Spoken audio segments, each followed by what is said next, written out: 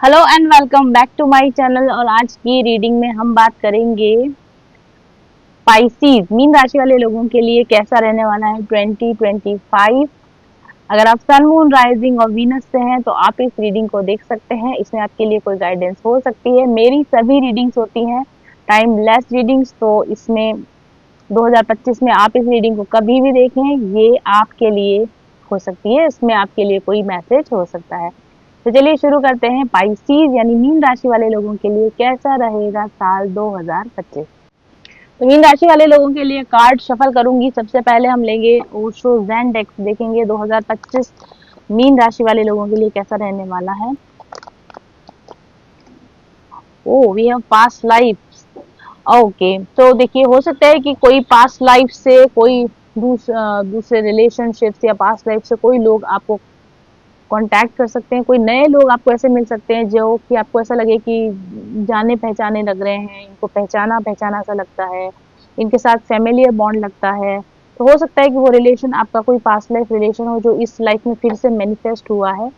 ये भी पॉसिबल है कुछ लोगों के लिए कि आपके कोई पास्ट लाइफ के इश्यूज आपको ट्रिगर कर सकते हैं। मतलब पास्ट लाइफ से कुछ कार्मिक लेसन्स, कुछ कार्मिक साइकिल्स ऐसी हो जो आपको ट्रिगर कर सकती हैं। तो आपको यहाँ पर ये ध्यान देने की जरूरत है पाइसेस पीपल की, कौन सी चीज है जो आपको अनकंफर्टेबल बना रही है, कौन सी चीज है जो आपको नॉर्मल से बहुत ज्यादा अच्छी लग रही है, वो भी एक कार्मिक सिचुएशन होती है। और कौन सी ऐसी सिचुएशन है जो आपको नॉर्मल से थोड़ी अच्छी नहीं लग रही है, आपको उस चीज का होना अच्छा नहीं लग रहा, दैट इज ऑल्सो अ कार्मिक सिचुएशन। तो कोई भी चीज जो आपको ओवरली पॉजिटिवली इफेक्ट करती है, ओवरली नेगेटिवली इफेक्ट करती है, वो एक कार्मिक ट्रिगर हो सकता है, वो एक कार्मिक साइकिल हो सकता है, वो एक कार्मिक रिलेशन हो सकता है। तो ऐसी चीजों पर बहुत आपको ध्यान देने की जरूरत है। थोड़े से अपने व्यवहार को ध्यान से देखिए कि मुझे कौन सी चीजें ट्रिगर कर रही हैं, क्यों कर रही हैं, इसमें मेरे सीखने के लिए क्या है, इसमें मेरे चेंज होने के लिए क्या है, इसमें मेरे समझने के लिए क्या है, और मैं अपने व्यवहार में, अपने सोच समझने में या अपने एक्शंस में क्या चेंज लाऊं कि ये ट्रिगर मुझे होना बंद हो जाए। अगर आप ऐसा करेंगे तो आप जल्दी से इजीली इस चैलेंज को आप नेविगेट कर पाएंगे। अदरवाइज अगर जैसे किसी इंसान ने आपको, कोई नया इंसान आया अचानक से आपकी लाइफ में आया, फिर उसके साथ आपके झगड़े होने लग गए और आप उस झगड़ों में उलझते चले गए, डिबेट में उलझते चले गए, आप अपने आप को सही साबित करने की कोशिश कर रहे हैं, लेकिन वो बंदा किसी भी तरह से सही साबित अपने आप को नहीं होने दे रहा है। या फिर कोई ऐसी सिचुएशन जो आप बहुत उसमें चाह रहे हैं कि रिजल्ट्स आपके अकॉर्डिंग आए, लेकिन वो रिजल्ट्स आपके अकॉर्डिंग नहीं आ रहे हैं और आप उस चीज में उलझते जा रहे हैं, उलझते जा रहे हैं, उलझते जा रहे हैं। तो ऐसा जब कभी आपके साथ सिचुएशन आए तो आपको ये ध्यान देने की जरूरत है कि उलझना नहीं, हमको उस साइकिल में बह नहीं जाना है। हमको थोड़ा सा रुक के देखना है कि मेरे मुझे ट्रिगर क्यों हो रहा है, मुझे परेशानी क्यों हो रही है, इसमें मैं क्या चेंज कर दूं, इस चीज में मैं ऐसा क्या चेंज कर दूं कि ये साइकिल इस तरीके से चलना बंद कर देगी, ट्रिगर मुझे इस तरीके से होना बंद कर दे। जैसे कोई चीज अगर आपको, कोई व्यक्ति आपको बार बार ज्यादा गुस्सा दिला रहा है, ज्यादा गुस्सा दिलाने की कोशिश कर रहा है, तो इसका मतलब ये है कि आपको गुस्सा आपका ट्रिगर पॉइंट है। तो आप कुछ ऐसा करें कि ऐसा मैं क्या करूं कि ये मुझे ट्रिगर ना कर पाए। अपने गुस्से पर कंट्रोल करने की कोशिश करें, है ना, अपने एंगर इश्यूज पर काम करने की कोशिश करें। तो इस तरीके से आप जो भी सिचुएशन बनेगी उस पर आप इजीली कंट्रोल पा सकेंगे। तो आपका पास्ट कर्मा आपको इफेक्ट कब करता है, जब आप उसी तरीके से बिहेव करते हैं जैसे बिहेव करने की वजह से आपने वो कर्मा क्रिएट किया था। जैसे गुस्सा क्रिएट करने की वजह से कर्म क्रिएट होता है, तो वो कर्म जब रिजल्ट देगा तो आपको और फिर दोबारा गुस्सा ही आएगा। तो जब आपको गुस्सा आ रहा है किसी बात पर, तो आप ये मान के चलिए कि आपके गुस्से की वजह से ये इशू पहले भी क्रिएट हुआ था और आपके गुस्से की वजह से ये इशू अभी भी बढ़ सकता है। तो ऐसे में हमें गुस्सा नहीं करना। ये मेरे गुस्से के इशू को कंट्रोल करने के लिए इशू मेरे सामने आया, तो मुझे अपने गुस्से पर कंट्रोल करना है। इस तरीके से आपको हर सिचुएशन में, यस, मोमेंट टू मोमेंट, मैंने बोला ना कि आपको हर सिचुएशन में देखना पड़ेगा कि मुझे कहाँ ट्रिगर हो रहा है और मैं ऐसा क्या करूं कि मैं ट्रिगर ना हूं। नहीं तो क्या होगा कि ये ट्रिगर आपको एग्जॉस्ट कर सकते हैं, ये ट्रिगर आपको थका सकते हैं, ये ट्रिगर्स आपको परेशान कर सकते हैं। अन अनवांटेडली आपकी एनर्जी वेस्ट हो, अनवांटेडली आपका टाइम वेस्ट हो, ऐसी जगहों पर अपने आप को फंसाने की कोशिश करें, आप ना फंसे ऐसी जगहों पर। आपका, मैंने बोला ना आपको, ये देखो माइंड, ऐसी कोई भी जगह पर आपकी चीज़ों को फँसाने की कोशिश ना करें, ऐसी कोई भी जगह पर आपके टाइम को वेस्ट करने की कोशिश ना करें, जहाँ पे आपको लगता है कि यहाँ पे सिर्फ़ मेरा टाइम खराब हो रहा है, यहाँ पे सिर्फ़ मेरी एनर्जी खराब हो रही है और इसके अलावा मेरा कुछ भी प्रोडक्टिव रिजल्ट नहीं आ रहा है, कुछ भी पॉजिटिव उसमें कोई चेंज नहीं हो रहा है, ऐसी जगहों से आपको अपने आप को बचा लेने की जरूरत है। ठीक है, कोई भी ऐसी सिचुएशन में आप फंसने लगे कि जहाँ आपको लगे कि अगर मैं ज्यादा इसके डीप में जाऊंगा तो फंस जाऊंगा, ज्यादा इसके डीप में जाऊंगा तो मेरी मेरी लाइफ मतलब टाइम ही खराब होगा, मेरी एनर्जी ही खराब होगी, तो ऐसी जगहों से आप कोशिश करें कि अपने आप को आपको ना फंसाए, अपने आप को ना फंसाए, विवादों में ना फंसाए, अपनी एनर्जी को सेव करने की कोशिश करें, अपनी एनर्जी को प्रोटेक्ट करने की कोशिश करें, और तभी आपकी सक्सेस है। ठीक है, यही आपकी सक्सेस है कि कोई भी लोग आपका टाइम वेस्ट करने की कोशिश करे, आपकी एनर्जी वेस्ट करने की कोशिश करे, आपका रिसोर्सेज वेस्ट करने की कोशिश करे, तो आपको वहां पर अपने आप को सही साबित नहीं करना है, आपको ओवर गिव नहीं करना है, आपको अपने आप को प्रोटेक्ट करने करके रखना है, एनर्जी वेम्पायर से अपने आप को प्रोटेक्ट करके रखना है। ओके, अगर आप ऐसा करोगे तो आप प्रोडक्टिव चीजों में अपने टाइम को लगा पाओगे, प्रोडक्टिव रिजल्ट्स आप अपने लिए जनरेट कर पाओगे, आप अपने लिए टाइम निकाल पाओगे, आप अपनी मेंटल हैरेसमेंट से अपने आप को बचा पाओगे। तो आप कोई भी ऐसा काम ना करें जिसमें आपका मेंटल टॉर्चर हो, ऐसा कोई भी काम आप 2025 में आपको बिल्कुल भी नहीं करना चाहिए। Okay, wow, we have projection card. देखिए, वो तो मैंने आपको बोला ना कि आपका कोई लाइफ का लेसन होगा, तो मतलब हम हमारे अंदर जो कुछ गड़बड़ है ना वही हमें बाहर प्रोजेक्ट होती है। कोई इंसान गुस्सा दिलाने वाला हमें ही क्यों मिला, कोई टाइम वेस्ट करने वाला हमें ही क्यों मिला, कोई मैनिपुलेट करने वाला हमें ही क्यों मिला, कोई फायदा उठाने वाला हमें ही क्यों मिला, क्योंकि हमारे अंदर वो कमी है जिसकी वजह से हमने उस इंसान को मैनिफेस्ट कर लिया। आपको एंगर इशू है इसलिए आपको एंगर दिलाने वाले लोग मिलेंगे, आपके अंदर ओवर गिविंग का नेचर है इसलिए आपको आपका आपका फायदा उठाने वाले लोग आपको मिलेंगे, आपका कोडिपेंडेंट नेचर है इसलिए आपको मैनिपुलेट करने वाले लोग मिलेंगे। तो कोई भी सामने जो भी व्यक्ति आ रहा है, जो भी सिचुएशन आ रही है, वो आपको किस तरीके से हैंडल करनी है, तो पता चल जाएगा कि आप अपने अंदर क्या चीज चेंज करें कि सामने वाले के अंदर चेंज। सामने वाले को बदलने की कोशिश ना करें, सिचुएशन को बदलने की कोशिश ना करें, अपने ही व्यवहार को उस पर्टिकुलर सिचुएशन में आपको बदलने की कोशिश करनी है 2025 में। हालांकि ये जो कार्ड है ये प्रोजेक्शंस कार्ड, ये ट्विन फ्लेम का भी कार्ड है। आप इस साल आपको अपने ट्विन फ्लेम यूनियन में जा सकते हो, ट्विन फ्लेम होने का रिकॉग्निशन हो सकता है, आपका ट्विन फ्लेम आपके सामने आ सकता है, आप new wave of twin flame में आप एंटर कर सकते हो, आपकी journey twin flame journey start हो सकती है। और जिन लोगों की काफी साल से चल रही है ट्विन फ्लेम जर्नी, उनकी एंड पर आ सकती है, यूनियन आपका हो सकता है, आपको प्रॉपर रिकॉग्निशन हो सकता है कि हाँ ये बंदा मेरा ट्विन फ्लेम है, और आपका उसके साथ में परमानेंट यूनियन हो सकता है, which is a good thing. Bottom of the deck पर वी हैव शेयरिंग कार्ड। बहुत सारे ऐसे गिफ्ट्स हैं आपके ट्विन फ्लेम्स के साथ ऑलरेडी होते हैं ऐसे बहुत सारे गिफ्ट, तो अगर आपकी यूनियन होती है तो आप मिलकर कोई मिशन वर्क कर सकते हो, मिलकर कोई अपने मिशन वर्क को आप आगे बढ़ा सकते हो। इनोसेंस कार्ड भी है हमारे पास। मास्टरी, बहुत सारी चीज़ों में, थिंकिंग पैटर्न में, वर्किंग पैटर्न में, बिहेवियर पैटर्न में मास्टरी कर पाओगे आप 2025 में कि ये काम ऐसे करना है और ऐसे नहीं करना है, ये जवाब ऐसे देना है और ऐसे नहीं देना है, ये बिहेवियर ऐसे करना है और ऐसे नहीं करना है। ठीक है, इस तरह की इमोशनल और हर तरीके की मास्टरी आपके अंदर आएगी।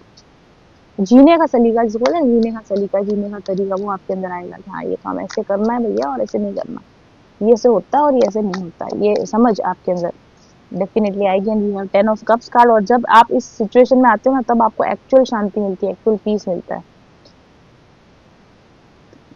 वाह, वी हैव हीलिंग कार्ड। बहुत सारे लोगों के लिए ये 2025 हीलिंग का समय रहेगा, इमोशनल हीलिंग का समय रहेगा। आप एक्चुअल में समझ पाओगे कि सही सही खुशी किसमें है, सही शांति किसमें है। हर समय अपने आप को सही प्रूव करने में, हर समय अपने आप को अच्छा साबित करने में, हर समय अपने आप को बेटर साबित करने में, कंपटीशन जीतने में, डिबेट जीतने में शांति नहीं होती है। कई बार डिबेट छोड़ देने में, कंपटीशन छोड़ देने में, अपने आप को I am not so good accept कर लेने में जितनी शांति उतनी उसके ऑपोजिट चीजें करने में नहीं होती है।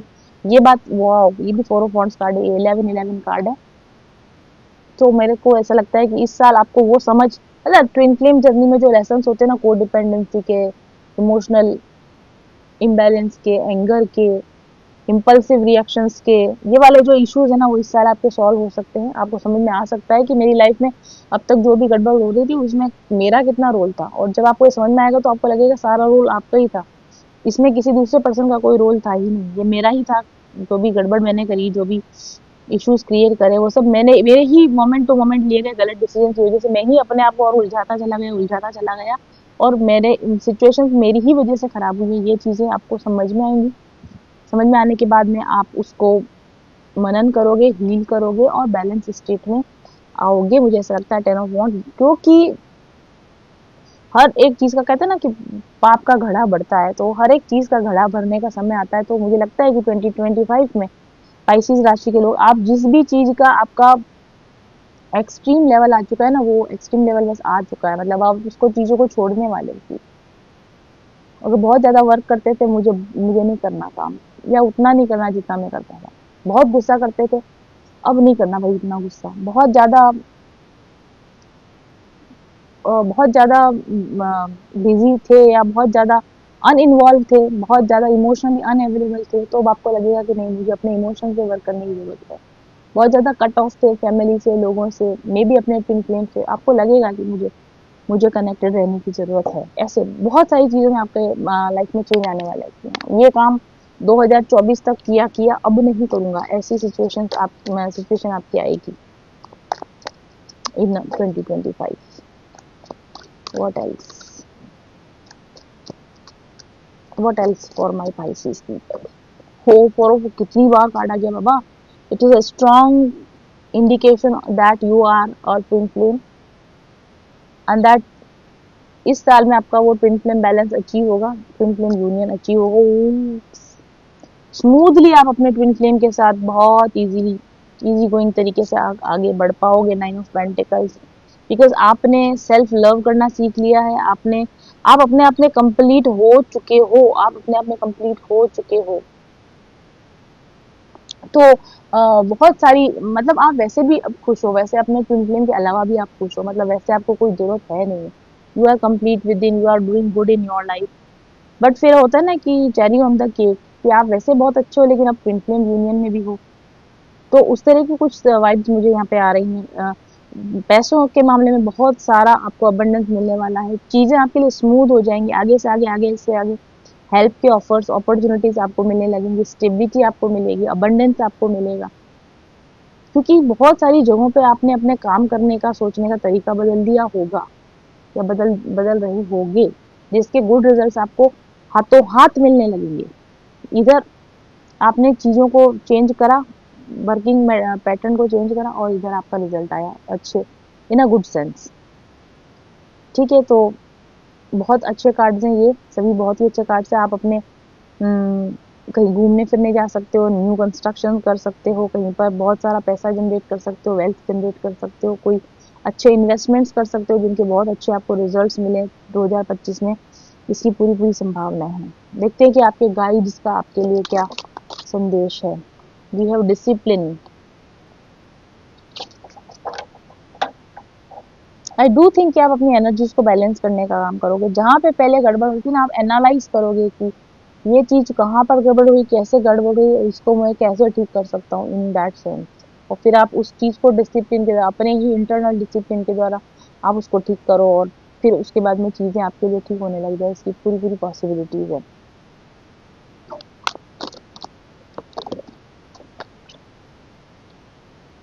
ये कार्ड भी इस बार जितने भी लोग आए हैं ना वाटर साइंस में, सभी में ये कार्ड है, स्टेपिंग इनटू स्टिलनेस। हर समय कुछ हसल बसल के, हर समय कुछ करना ही करना है, मेरे किए बिना क्या होगा, या मुझे एक्टिव रहना है, मुझे लोगों को दिखाने के लिए, मुझे अपने आप को प्रूव करना है कि मैं कुछ हूँ, काम करते रहूँ, ऐसा ये थिंकिंग आपकी इस बार चेंज होगी। स्टिलनेस, खाली रहना भी अपने आप में बहुत बड़ा काम है।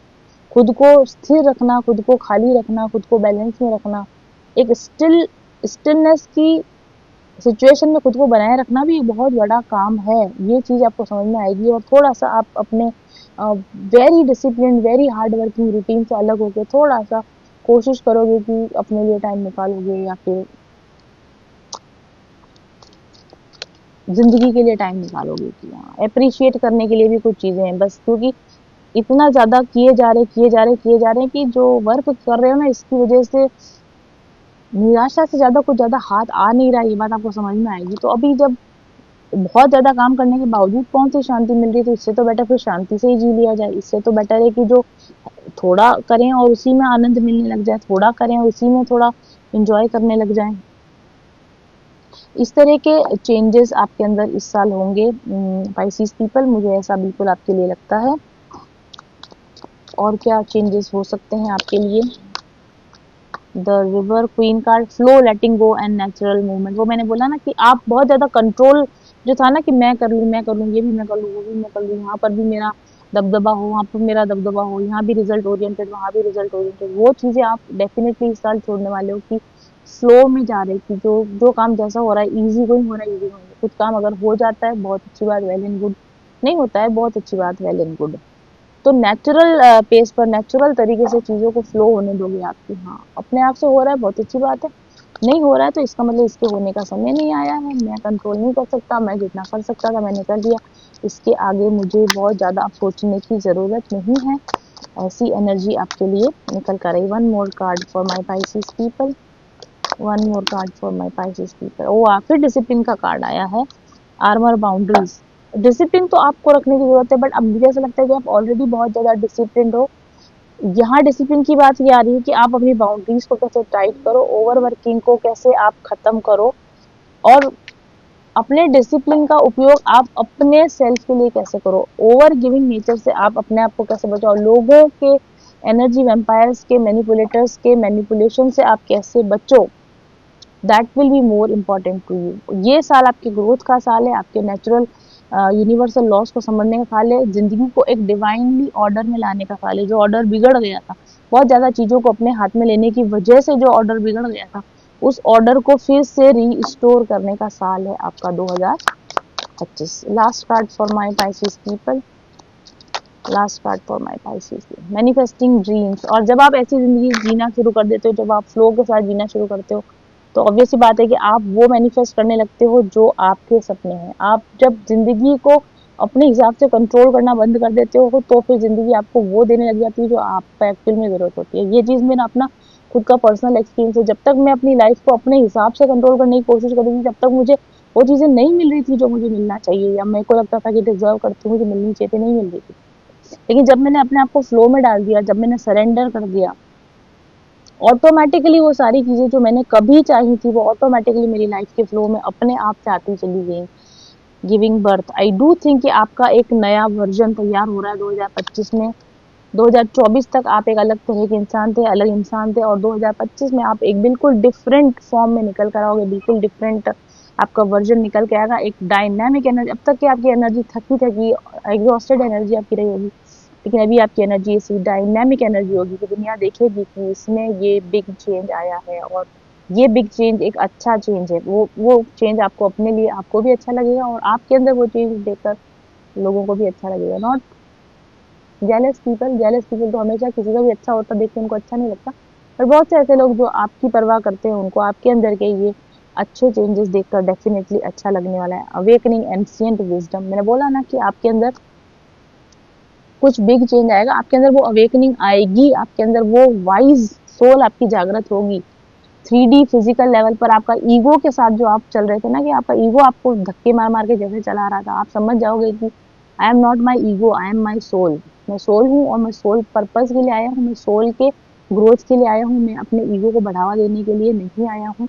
और मेरी सोल को नजर किसमें मिलता है, मेरी सोल को खुशी किसमें मिलती है, मेरी सोल को फुलफिलमेंट किसमें मिलता है। Let's do that thing. और उसके लिए जो जो भी चेंजेस करने की जरूरत है, वो चेंजेस मैं करूंगा, और जब आप ऐसा करेंगे तो उसके बहुत अच्छे रिजल्ट्स भी आपको मिलेंगे। तो ये थी रीडिंग हमारे पाइसीज लोगों के लिए। 2025 कैसा रहेगा मीन राशि वाले लोगों के लिए। Thank you very much for watching.